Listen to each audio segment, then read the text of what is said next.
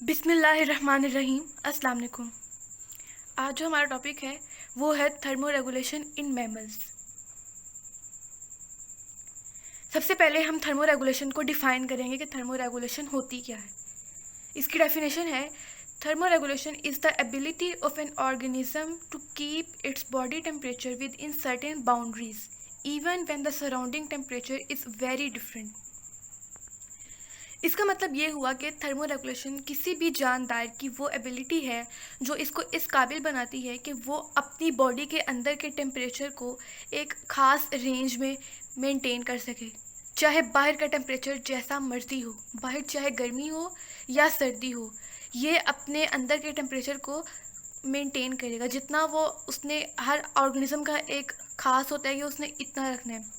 जैसे ह्यूमंस में होता है कि उन्होंने अपने इंटरनल टेम्परेचर को 36.1 से लेकर 37.8 डिग्री सेंटीग्रेड तक मेंटेन रखना है, और इसको अगर हम एवरेज करें तो 37 डिग्री सेंटीग्रेड पर ह्यूमंस ने मेंटेन करना होता है। इसी तरह हर जानदार का अपना अपना एक इंटरनल टेम्परेचर होता है जिसको इन्होंने मेंटेन करके रखना होता है।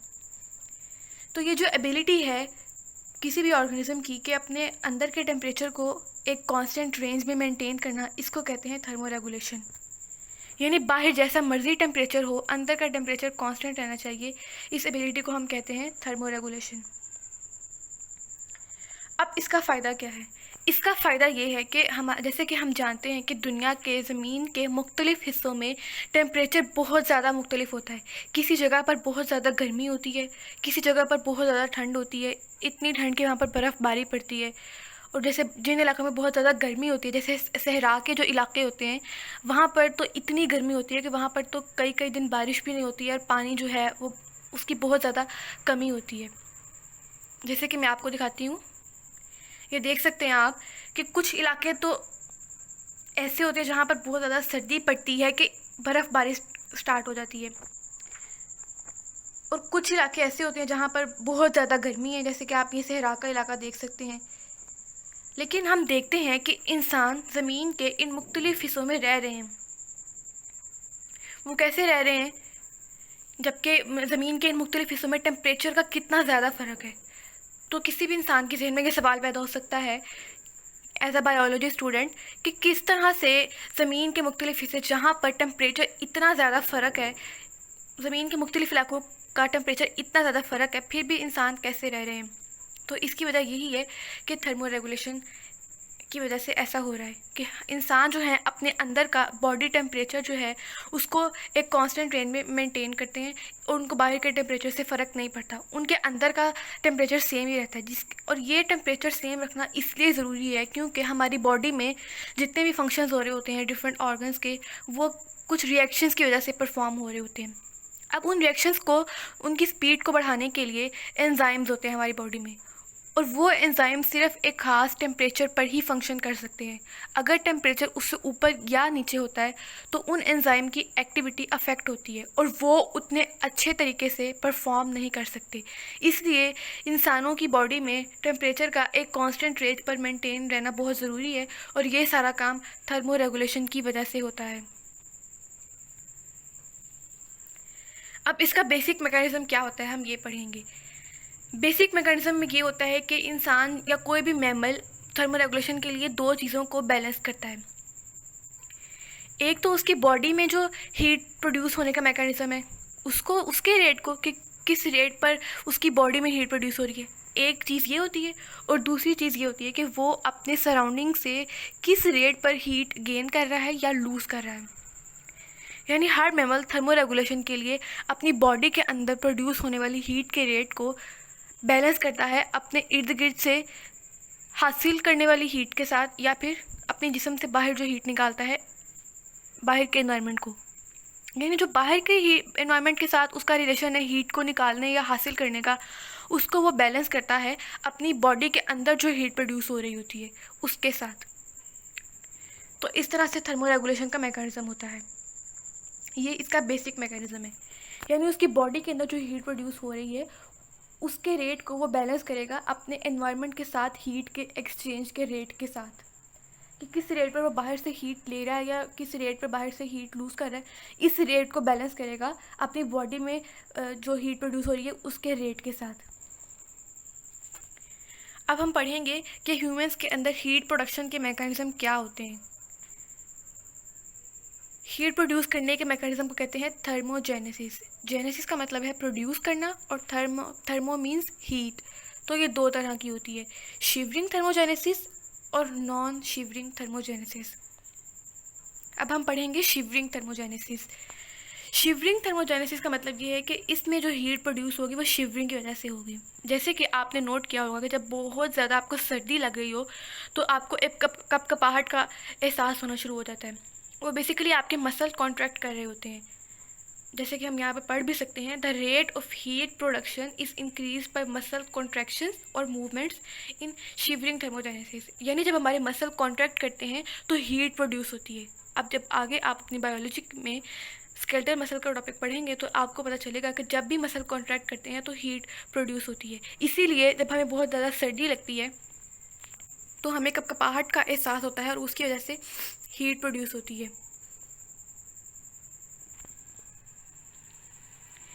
नेक्स्ट है non shivering thermogenesis. Non shivering का मतलब है कि इसमें शिवरिंग नहीं होगी।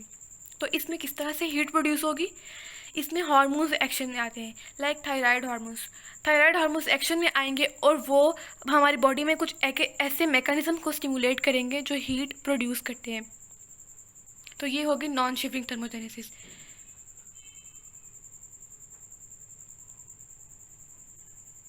तो हमने दो मेथड पढ़ लिए, शिवरिंग थर्मोजेनेसिस और नॉन शिवरिंग। शिवरिंग में कपकपाहट होती है, शिवरिंग होती है जिसकी वजह से हीट प्रोड्यूस होती है, और नॉन शिवरिंग में हार्मोन्स का मैकेनिज्म होता है, इसमें शिवरिंग नहीं होती। अब हम पढ़ेंगे कि मैमल्स के अंदर हीट लॉस के क्या मैकेनिज्म होते हैं। सबसे पहला है increased blood flow through the vessels of skin.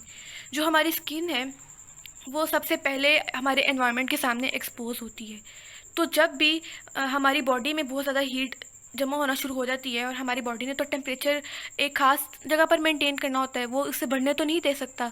तो जैसे ही जो टेम्परेचर है वो बॉडी का बढ़ना शुरू हो जाएगा उसकी ख़ास लिमिट से, तो फिर क्या होगा कि हमारी जो स्किन है उसकी ब्लड वेसल्स में ब्लड का फ्लो बहुत तेज़ हो जाएगा। और जब भी स्किन की ब्लड वेसल्स में ब्लड का फ्लो तेज़ होगा, ब्लड बहुत तेज़ी के साथ फ्लो करेगा, तो हीट का लॉस होगा। हीट हमारी बॉडी से बाहर एनवायरनमेंट में लॉस होगी। ये है increase blood flow through the vessels of skin. जो दूसरा मैकेनिज्म है वो है स्वेटिंग का। आपने देखा होगा जब गर्मियाँ होती हैं तो हमें बहुत ज़्यादा पसीना आता है। उसका एक मकसद होता है, वो पसीना ऐसे ही नहीं आता। वो पसीना किस तरह से बनता है कि जैसे हमारी स्किन है उसमें स्वेट ग्लैंड्स होते हैं। जैसे कि आप ये देख सकते हैं, ये स्वेट ग्लैंड्स हैं। इन स्वेट ग्लैंड से स्वेट बन के बाहर हमारी स्किन पर आ जाता है, और ये स्वेट जब एवेपोरेट होता है तो हमें कूलिंग का एहसास होता है, हमें ठंडक महसूस होती है। जैसे कि आपने नोट किया होगा कि आपको बहुत किसी गर्म जगह पे हो और आपको बहुत पसीना आया हो, उसके बाद आप पंखे के नीचे आकर बैठे हैं, तो जब आपका वो पसीना पंखे की वजह से एवेपोरेट होगा, एवेपोरेट का मतलब है कि पसीना जो है वो वेपर्स बन के बुखारात छोटे छोटे कतरों की सूरत में हवा में उड़ जाएगा। तो जब ये एवेपोरेट हो जाएगा हमारा स्वेट, तो हमें एक ठंडक का एहसास होगा। ये एक नेचर का मैकेनिज्म है कि जब भी पानी कहीं पर भी इवेपोरेट होता है तो वहाँ पर एक ठंडक का एहसास पैदा होता है। बिल्कुल इसी तरह अल्लाह ताला ने हमारे जिस्म में ये एक मैकेनिज्म रखा है कि जब भी हमारे स्किन पर, हमारी बॉडी पर स्वेट आएगा तो जब वो इवेपोरेट होगा तो हमें कूलिंग का एहसास होगा। इस बात को आप बहुत अच्छे तरीके से उस वक्त ऑब्जर्व कर सकते हैं जब आपको बहुत ज़्यादा स्वेट आया हो और आप पंखे के नीचे आकर बैठें, तो जब वो इवेपोरेट होगा फ़ौरन से तो आपको ठंडक का एहसास होगा। तो एक ये मैकेनिज़्म भी मैमल्स के अंदर होता है हीट को लॉस करने का। ये अल्लाह ताला ने एक बहुत अच्छा मैकेनिज़्म रखा है जिसकी वजह से हमें गर्मी कम लगती है। अगर हमारे जिन लोगों को स्वेट कम आता है उनको गर्मी भी ज़्यादा लगती है क्योंकि उनका इतना ज़्यादा स्वेट नहीं बन रहा। स्वेट आना एक अच्छी बात है, इससे आपके जिस्म से कुछ ऐसे वेस्ट प्रोडक्ट्स भी निकलते हैं जो हमारे जिस्म को नुकसान पहुंचा सकते हैं। इसके अलावा ये हमारे जिस्म से गर्मी को बाहर निकालने में भी बहुत फ़ायदेमंद साबित होता है। अब हम पढ़ेंगे कि अगर बाहर सर्दी हो या बाहर गर्मी हो तो इन दो एनवायरनमेंट्स में थर्मो रेगुलेशन किस तरह होती है। सबसे पहले हम thermo regulation in cold environment पढ़ेंगे, यानी बाहर जब सर्दी हो जाएगी तो फिर अंदर का टेम्परेचर किस तरह से मेंटेन रहेगा। इसको हम स्टार्ट करने से पहले मैं आपको एक बात बताना चाहूँगी कि बाहर जिस तरह का भी एनवायरनमेंट होता है, इंसान की जो बॉडी है या किसी भी मैमल की बॉडी है वो दो तरह से रिएक्ट करेगी। फॉर एग्जांपल अगर बाहर सर्दी है तो इंसान या कोई भी मैमल कोशिश करेगा कि अपनी बॉडी में हीट प्रोड्यूस करने वाले मैकेनिज़्म को तेज़ करे और हीट को बाहर भेजने वाले मैकेनिज़्म को स्लो करे, यानी बाहर ना जाए और अंदर पैदा हो। इस तरह बॉडी में हीट जमा होना शुरू हो जाएगी और हमें सर्दी नहीं लगेगी, और जो हमारी बॉडी का टेम्परेचर गिरना शुरू हो गया था वो भी अपनी जगह पर वापस आ जाएगा। और अगर बाहर गर्मी होगी तो तब भी मैमल्स दो काम करेंगे, जो उनकी बॉडी में हीट प्रोड्यूस करने वाले मैकेनिज़्म होंगे उनको स्लो कर देंगे, और जो बाहर हीट रिलीज़ करने वाले मैकेनिज़्म होंगे उनको तेज़ कर देंगे, ताकि बॉडी से हीट बाहर निकले और बॉडी का टेम्परेचर तेज़ ना हो, ज़्यादा ना हो, और बॉडी का टेम्परेचर मेंटेन रहे, चाहे बाहर गर्मी भी है। तो अब हम अपने मेन टॉपिक की तरफ वापस आते हैं, thermo regulation in cold environment. अब कोल्ड एनवायरनमेंट में थर्मो रेगुलेशन हमने पढ़नी है तो हमने तीन तरह के मैमल्स में पढ़नी है, लैंड मैमल्स, सी मैमल्स और ह्यूमंस। सबसे पहले हम पढ़ेंगे लैंड मैमल्स में। जो लैंड मैमल्स होते हैं वो कोल्ड एनवायरनमेंट में अपनी बॉडी में हीट को रिटेन करने के लिए, हीट को बाहर जाने से रोकने के लिए उनकी स्किन पर एक बहुत थिक सी फर होती है। जैसे कि हम देख रहे हैं कि ये बहुत थिक, इनकी स्किन पर ये बाल आपको जो नज़र आ रहे हैं बहुत थिक ये फर है, ये इनकी स्किन पर होती है। इसका फ़ायदा ये होता है कि इनकी स्किन और ये जो फर नज़र आ रही है इसके दरमियान में एयर की एक थिक सी लेयर ट्रैप हो जाती है और वो एक्ट करती है एज एन इंसुलेटर। इंसुलेटर वो चीज़ है जिसमें से हीट ना गुजर सके। तो जब इनकी फ़र और इनकी स्किन के दरमियान में एयर ट्रैप हो जाती है तो उसमें से हीट नहीं गुजर सकती और हीट बॉडी के अंदर ही रहती है और बाहर नहीं जाती, और इस तरह से वो कोल्ड एनवायरनमेंट में अपनी बॉडी की हीट को अपने अंदर बचा के रखते हैं ताकि उनकी बॉडी का टेम्परेचर गिरे ना और उनको सर्दी ना लगे।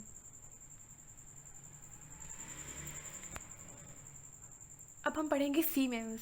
जो सी मैमल्स होते हैं उनमें क्या होता है कि उनकी स्किन के नीचे ये आप देख सकते हैं कि कितनी ये मोटी लेयर है फैट की। इस फैट को कहते हैं ब्लबर। ये भी एज एन इंसुलेटर काम करती है कि ये इनकी बॉडी से,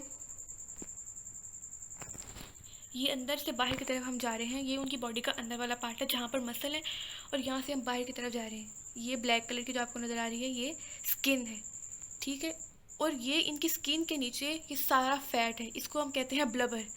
ये काम करता है एज एन इंसुलेटर और ये भी हीट को अंदर से बाहर नहीं जाने देता। ये एज एन इंसुलेटर एक्ट करता है, इसमें से हीट नहीं गुजर सकती और हीट अंदर ही रहती है। इस वजह से जो सी मैमल्स होते हैं जो ऐसे समंदरों में रहते हैं जहाँ पर बहुत ज़्यादा ठंड हो जाती है, कई ऐसे समंदर भी होते हैं जहाँ पर पूरा पूरा साल बर्फ़ जमी रहती है, तो वहाँ पर जो मैमल्स होते हैं उनकी स्किन के नीचे फैट की एक बहुत थिक लेयर होती है जिसको ब्लबर कहते हैं। उसमें से हीट नहीं गुजर पाती और वो उनकी बॉडी के अंदर ही ट्रैप रहती है, जिसकी वजह से उनकी बॉडी का टेम्परेचर सर्दियों में गिरता नहीं है और अपनी ख़ास जगह पर मेंटेन रहता है। अब हम पढ़ेंगे ह्यूमंस के बारे में कि ह्यूमंस सर्दियों में ऐसी जगह जहाँ पर सर्दी हो वहाँ पर हीट को कैसे अपनी बॉडी के अंदर रिटेन करके रखते हैं, अपनी बॉडी के अंदर कैसे उसको रखते हैं और उसको बाहर नहीं जाने देते हैं। सबसे पहले तो अपनी स्किन की ब्लड वेसल्स में ब्लड का फ्लो डिक्रीज़ कर देते हैं। जैसे कि मैंने आपको पहले बताया था कि ह्यूमंस ने या किसी भी मैमल ने जब हीट लॉस करनी होती है तो वो अपने स्किन की ब्लड वेसल्स में ब्लड के फ़्लो को बढ़ा देता है, जिसकी वजह से ब्लड का फ़्लो जब बढ़ता है तो हीट लॉस होती है।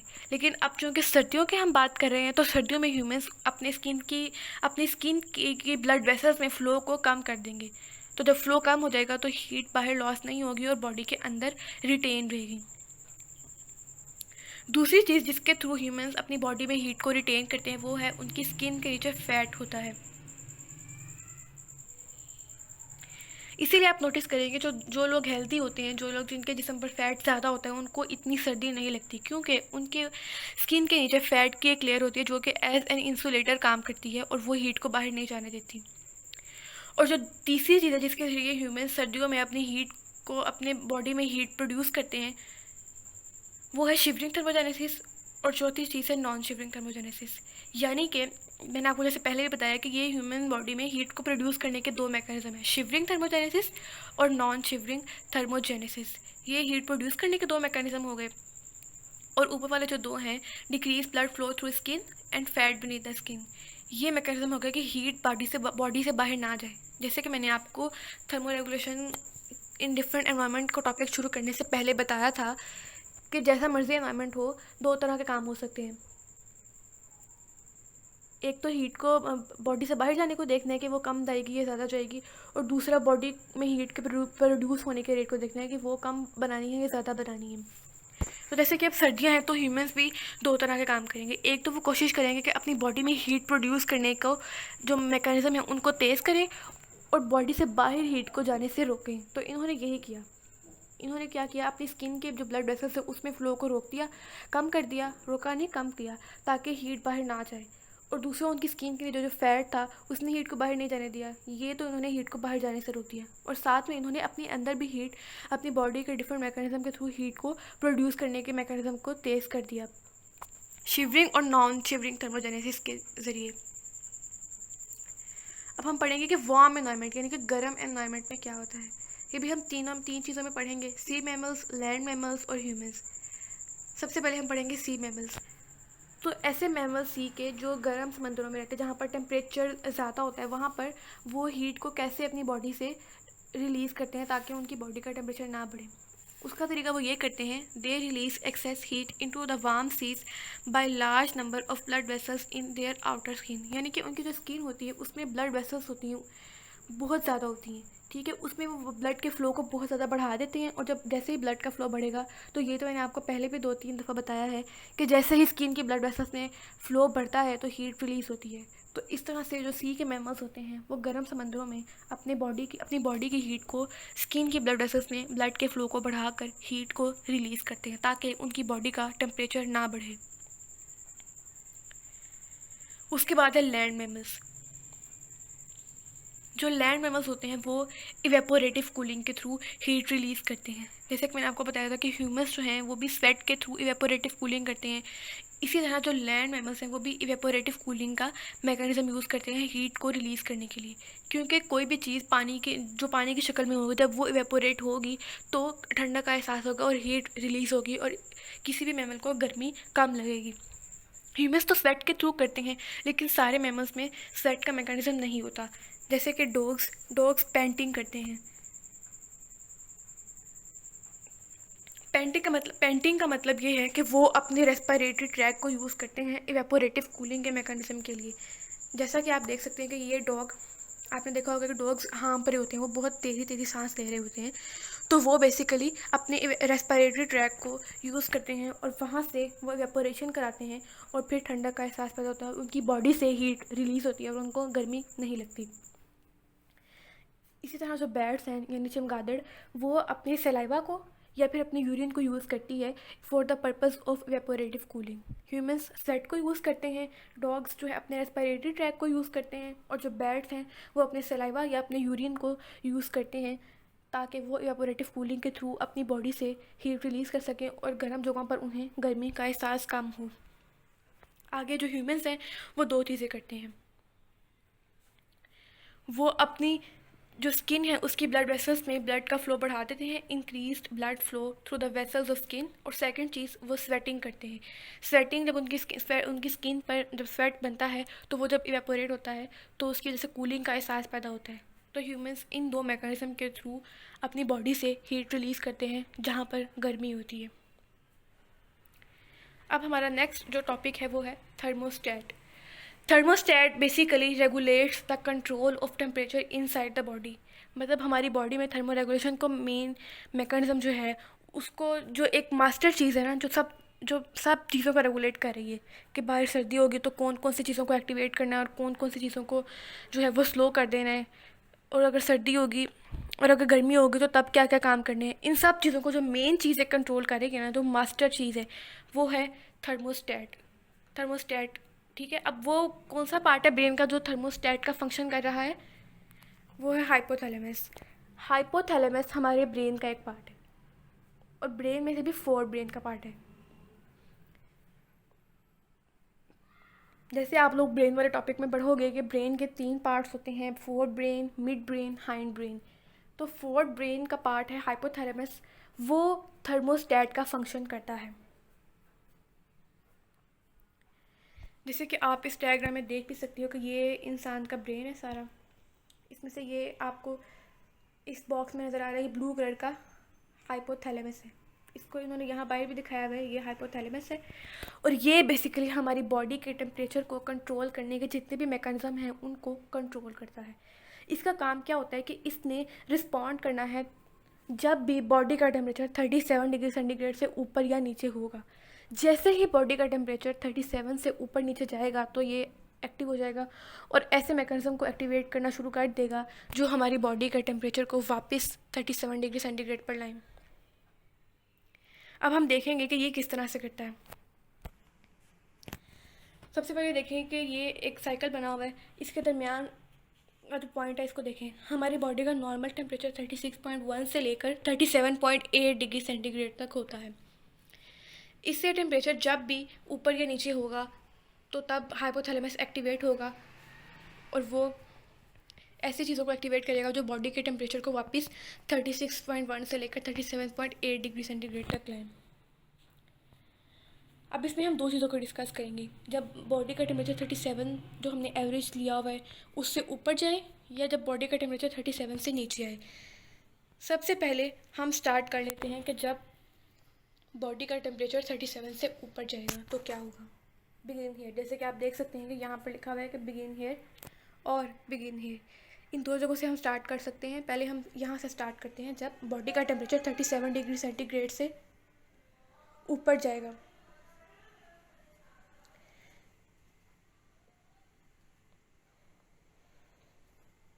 ठीक हो गया।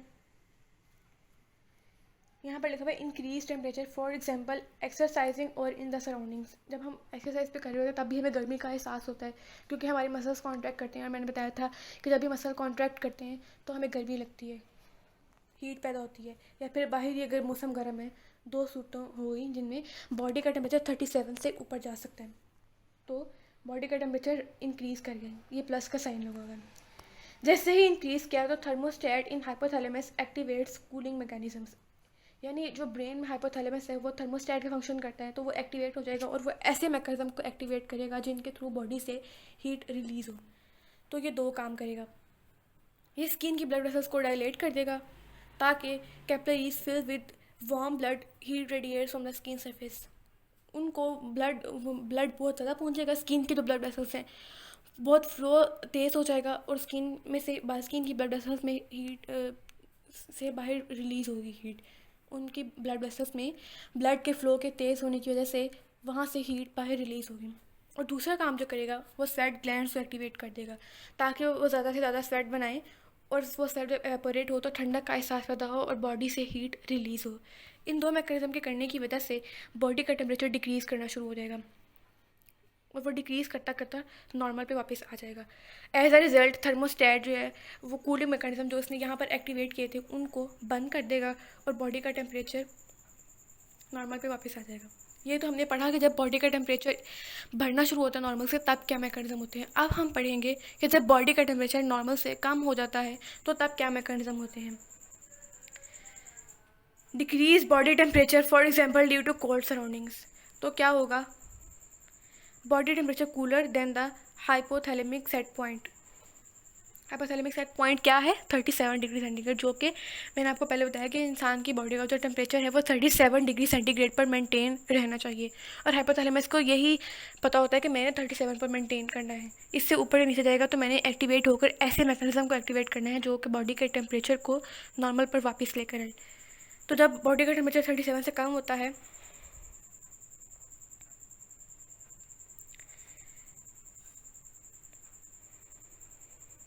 तो फिर क्या होता है, ये यहाँ पर इन्होंने गलत पॉजिटिव का निशान लगा, यहाँ पर माइनस का निशान आना है क्योंकि बॉडी का टेम्परेचर गिरना शुरू हो गया है।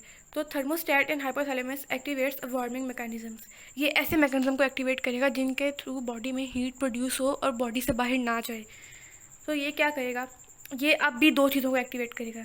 ये स्किन की ब्लड वेसल्स को कॉन्स्ट्रिक्ट कर देगा ताकि ब्लड स्किन से डीपर टिश्यूज़ की तरफ जाए और स्किन की ब्लड वेसल्स में ना रहे, क्योंकि अगर स्किन की ब्लड वेसल्स में ब्लड रहेगा तो वहाँ से हीट बाहर जाएगी। लेकिन हमें तो सर्दी लग रही है, हम नहीं चाहते कि हमारे जिस्म से हीट बाहर जाए, तो ये ब्लड वेसल्स को कॉन्स्ट्रिक्ट कर देगा ताकि ब्लड वेसल्स कंस्ट्रिक्ट रहेंगी तो ब्लड का फ्लो स्लो रहेगा और बाहर हीट नहीं जाएगी, और स्किन की ब्लड वेसल से ब्लड अंदर जो डीपर टिश्यूज़ हैं उनकी तरफ चला जाएगा। और दूसरा काम ये करेगा कि स्केलेटल मसल को एक्टिवेट कर देगा और वो कॉन्ट्रैक्ट करना शुरू हो जाएंगी, और शिवरिंग थर्मोजेनेसिस के मैकेनिज्म के थ्रू हीट बॉडी में प्रोड्यूस होना शुरू हो जाएगी। और इन दो कामों के नतीजे में, एक तो स्किन की ब्लड वेसल्स को कंस्ट्रिक्ट करने और स्केलेटल मसल्स को एक्टिवेट करने के नतीजे में बॉडी का टेम्परेचर बढ़ना शुरू हो जाएगा। जब बढ़ना शुरू हो जाएगा तो वो नॉर्मल की तरफ वापस आ जाएगा, और थर्मोस्टेट हाइपोथैलेमस इस चेंज को सेंस कर लेगा कि अब बॉडी का टेम्परेचर नॉर्मल हो गया है। तो वो ये वाले जो दो मैकेनिज्म हैं जो इसने पहले एक्टिवेट किए थे, स्केलेटल मसल और ब्लड वेसल्स को एक्टिवेट करने के, ब्लड वेसल्स को कंस्ट्रिक्ट करने का, एक्टिवेशन देने के, स्केलेटल मसल्स को कॉन्ट्रैक्ट करने के लिए एक्टिवेट किया था और ब्लड वेसल्स को कंस्ट्रिक्ट करने के लिए एक्टिवेट किया था, इन दोनों को बंद कर देगा क्योंकि अब बॉडी का टेम्परेचर नॉर्मल पे वापस आ गया है।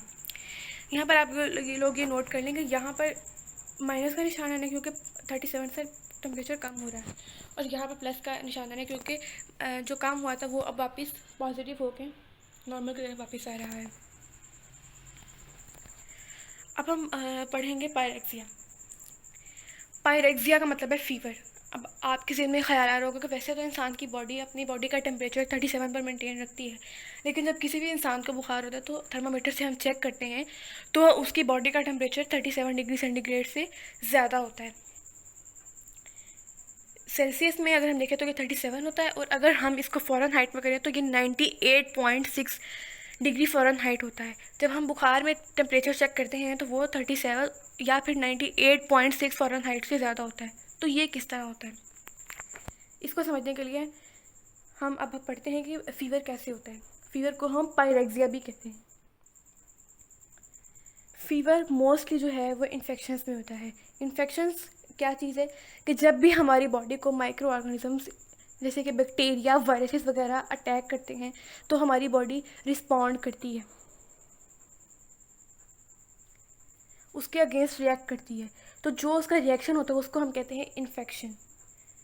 ठीक है, तो फीवर मोस्टली इन्फेक्शंस में होता है। जब हमारी बॉडी को माइक्रो ऑर्गेनिजम्स ने अटैक किया और हमारी बॉडी ने इसको रिस्पॉन्ड किया तो ये इन्फेक्शन कहलाया, और फीवर भी इसी इन्फेक्शन की सिम्टम्स का एक पार्ट होता है। अब हम स्टेप वाइज पढ़ते हैं कि पायरेक्सिया यानी फ़ीवर होता कैसे है। फर्स्टली बैक्टीरियल और वायरल इन्फेक्शन अकर्स, यानी बैक्टीरिया या वायरसेस ने आकर हमारी बॉडी को अटैक किया और हमारी बॉडी ने फिर उसके अगेंस्ट जो रिस्पॉन्ड किया, जो रिएक्शन शो किया, उसको हमने इन्फेक्शन कह दिया, और पूरे प्रोसेस को हमने कह दिया कि बैक्टीरियल या वायरल इन्फेक्शन हो गया है किसी की बॉडी को। Secondly leukocytes increase in the blood to fight the infection. हमारी बॉडी में ब्लड में सेल्स होते हैं जिनको हम कहते हैं ल्यूकोसाइट्स या फिर वाइट ब्लड सेल्स। उनका काम ये होता है कि वो बॉडी में आने वाले माइक्रो ऑर्गेनिज्म यानी बैक्टीरिया या वायरसेस वगैरह के अगेंस्ट फाइट करें, उनको किल करें। इसीलिए जब भी इन्फेक्शन होता है तो इनका नंबर ब्लड में इंक्रीज़ कर जाता है ताकि ये बैक्टीरिया और वायरसेस वगैरह से फाइट कर सकें। फिर क्या होता है कि जब ग्लूकोसाइड्स इंक्रीज़ कर जाते हैं ताकि वो इनसे फाइट करें तो पायरोजेंस प्रोड्यूस होते हैं। पायरोजेंस कौन प्रोड्यूस करता है? एक तो ल्यूकोसाइड्स प्रोड्यूस करते हैं जो कि बैक्टीरिया और वायरसेस वगैरह से फाइट करने के लिए ब्लड में उनका नंबर इंक्रीज़ कर जाता है, और जो दूसरी चीज़ पायरोजेंस प्रोड्यूस करती है वो खुद माइक्रो ऑर्गेनिजम्स यानी बैक्टीरिया या वायरसेस वगैरह होते हैं। तो यानी माइक्रो ऑर्गेनिजम्स और ल्यूकोसाइड्स ये दोनों मिलकर कुछ केमिकल्स प्रोड्यूस करते हैं जिन्हें हम कहते हैं पायरोजेंस। पायरोजेंस का मतलब क्या है? जेंस मीन प्रोड्यूस करना और पायरो मीन्स फीवर, यानी फीवर प्रोड्यूसिंग केमिकल्स प्रोड्यूस होते हैं इन्फेक्शन के दौरान हमारी बॉडी में। अब ये पायरोजेंस क्या करते हैं? They displace the set point above 37 degree centigrade and as a result internal temperature of body is increased and person feels fever. ये पायरोजेंस हाइपोथैलेमस में जाते हैं और वहाँ पर जो उसका सेट पॉइंट सेट हुआ था 37 डिग्री सेंटीग्रेड उसको रेज कर देते हैं। जितना भी फीवर इंसान को हुआ होता है, किसी भी इंसान को जो फीवर हुआ होता है, मुख्तलिफ इंसानों में मुख्तलिफ लेवल का फीवर हुआ होता है, तो जिस लेवल का इन्फेक्शन होगा उस लेवल तक उतना ज़्यादा वो हाइपोथैलेमस में जाकर सेट पॉइंट को 37 डिग्री सेंटीग्रेड या फिर फ़ॉरेनहाइट पे हम कह सकते हैं कि 98.6 डिग्री फ़ॉरेनहाइट से रेज कर देंगे, और हाइपोथैलेमस को लगेगा कि अब यही नॉर्मल है और मैंने इसी लेवल पर बॉडी के टेम्परेचर को मेंटेन रखना है। इसलिए वो अब कोई मैकेनिज्म एक्टिवेट नहीं करेगा कि 37 से ज़्यादा हो गया तो मैं ऐसे मैकेनिज्म एक्टिवेट करूँ जो बॉडी में कूलिंग प्रोड्यूस करें।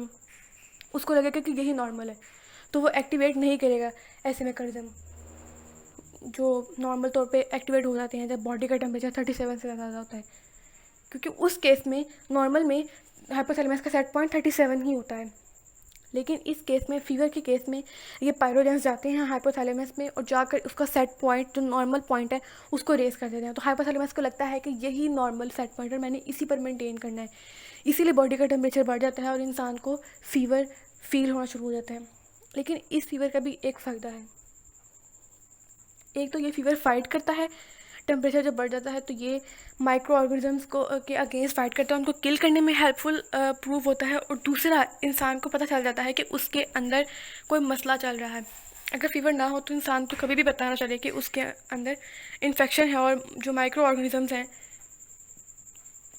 बैक्टीरिया, वायरसेस वगैरह, वो उसकी बॉडी को नुकसान पहुंचा रहे हैं। तो ये अल्लाह ताला की एक बहुत बड़ी नेमत है कि बुखार से इंसान को पता चल जाता है कि उसकी बॉडी में कोई मसला चल रहा है। और दूसरा, ये माइक्रो ऑर्गेनिजम्स से फाइट करने के लिए भी बहुत हेल्पफुल साबित होता है। तो इससे ये एक बहुत अच्छी बात है कि इंसान को बुखार के थ्रू पता चल जाता है कि उसकी बॉडी में कोई मसला चल रहा है। तो इस तरह से फीवर का मैकेनिज़्म होता है। Thank you so much. आज के लिए इतना ही काफ़ी है। दुआओं में याद रखिएगा। अल्लाह हाफिज़।